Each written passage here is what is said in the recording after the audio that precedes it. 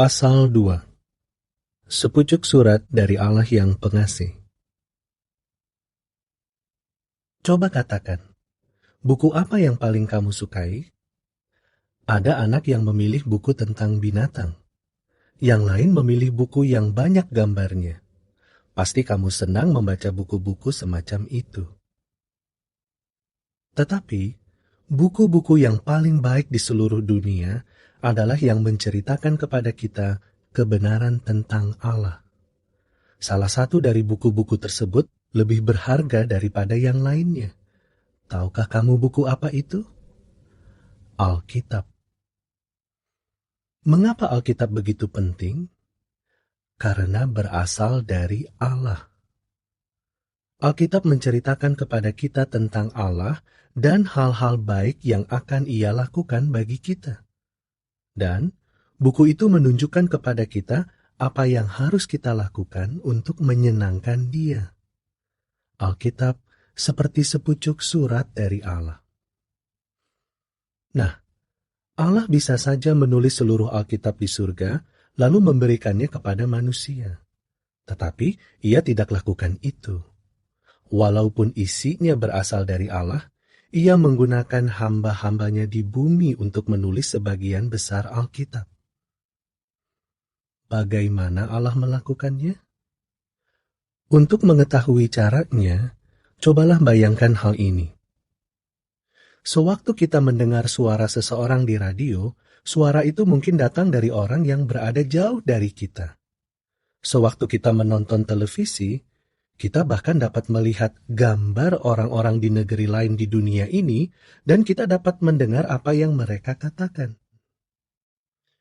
Manusia bahkan dapat pergi jauh ke bulan dengan pesawat antariksa, dan mereka dapat mengirimkan berita dari sana ke bumi. Apakah kamu tahu hal itu? Jika manusia dapat melakukannya, dapatkah Allah mengirimkan berita dari surga? Tentu saja dapat. Dan Ia telah melakukan hal itu lama sebelum manusia mempunyai radio atau televisi. Musa adalah orang yang benar-benar mendengar Allah berbicara. Musa tidak dapat melihat Allah, tetapi ia dapat mendengar suara Allah. Jutaan orang ada di sana sewaktu hal itu terjadi. Sesungguhnya, pada hari itu, Allah menyebabkan sebuah gunung berguncang seluruhnya dan ada guntur serta kilat. Orang-orang itu tahu bahwa Allah telah berbicara, tetapi mereka sangat ketakutan.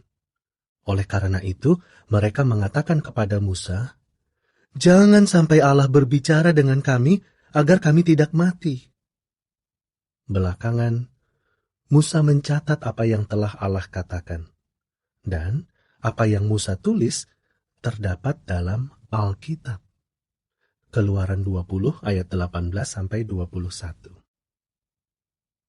Musa menulis kelima buku pertama Alkitab.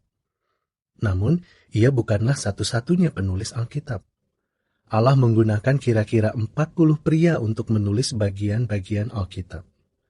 Pria-pria itu hidup pada masa lampau, dahulu kala, dan perlu waktu bertahun-tahun untuk menyelesaikan Alkitab. Ya, dibutuhkan waktu kira-kira 1600 tahun. Sungguh mengherankan, meskipun beberapa dari pria-pria itu tidak pernah saling mengenal, semua yang mereka tulis benar-benar bersesuaian. Beberapa pria yang Allah gunakan untuk menulis Alkitab adalah orang-orang terkenal. Walaupun sebelumnya Musa adalah seorang gembala, ia menjadi pemimpin bangsa Israel. Salomo adalah raja yang paling berhikmat dan paling kaya di dunia. Namun, penulis-penulis lainnya tidak begitu terkenal. Amos adalah seorang pengurus kebun pohon ara. Selain itu, salah satu penulis Alkitab adalah seorang dokter. Tahukah kamu namanya? Lukas. Seorang penulis lain adalah bekas pemungut pajak. Namanya Matius. Yang lainnya adalah bekas pengacara, yaitu ahli hukum keagamaan Yahudi. Buku-buku Alkitab yang ia tulis lebih banyak daripada yang ditulis orang lain. Tahukah kamu namanya? Paulus. Dan murid-murid Yesus yang bernama Petrus dan Yohanes yang juga menulis Alkitab tadinya adalah nelayan. Banyak dari para penulis Alkitab tersebut menulis tentang hal-hal yang akan Allah lakukan di masa depan. Bagaimana mereka mengetahui hal-hal itu sebelum peristiwanya benar-benar terjadi?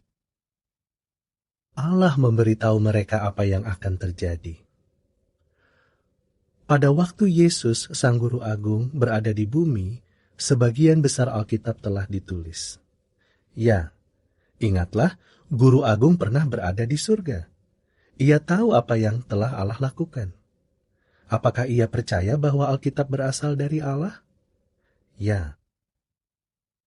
Pada waktu Yesus berbicara kepada orang-orang tentang berbagai pekerjaan Allah, ia membacanya dari Alkitab. Kadang-kadang ia memberitahu mereka di luar kepala mengenai apa yang Alkitab katakan. Yesus juga memberi kita lebih banyak informasi dari Allah.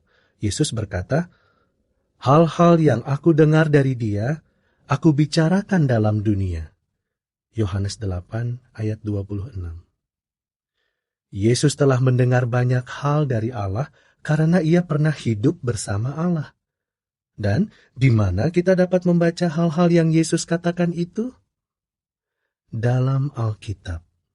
Semuanya itu dicatat untuk kita baca. Tentu saja, pada waktu Allah menggunakan manusia untuk menulis, mereka menulis dalam bahasa yang mereka gunakan sehari-hari. Itulah sebabnya, sebagian besar dari Alkitab ditulis dalam bahasa Ibrani, beberapa bagian dalam bahasa Aram, dan banyak di antaranya dalam bahasa Yunani.